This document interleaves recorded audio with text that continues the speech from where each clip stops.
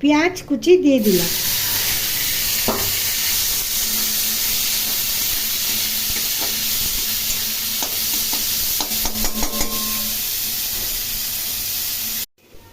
রসুন আছে, কাঁচা লঙ্কা আছে, আদা আছে এবং একটি ভাজা লঙ্কা দিয়ে দিলাম। এগুলির একটি আমি পেস্ট বানিয়ে নেব। এদিকে পেঁয়াজগুলো আমি ভেজে নিচ্ছি।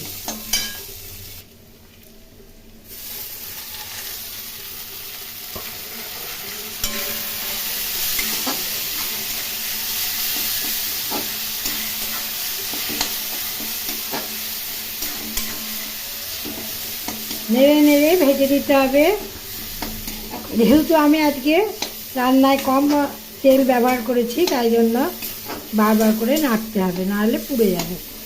মাঝে মাঝে একটু জল দিতে হবে এবং নেড়ে দিতে হবে।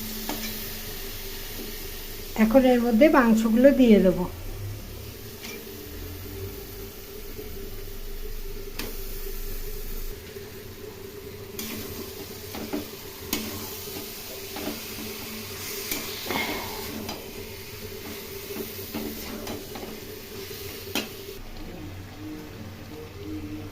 টমেটো বাটা দিলাম,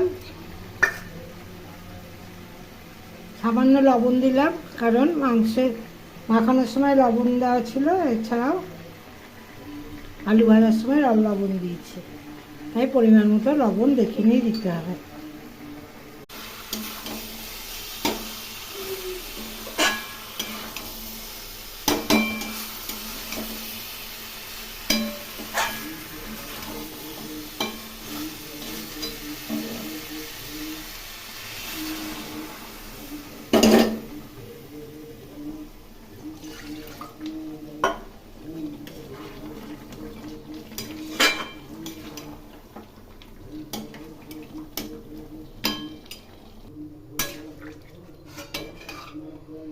জল দিয়ে দিলাম। এখন এটি আমি ফুটাবো, ফুটিয়ে সিদ্ধ করে নেব।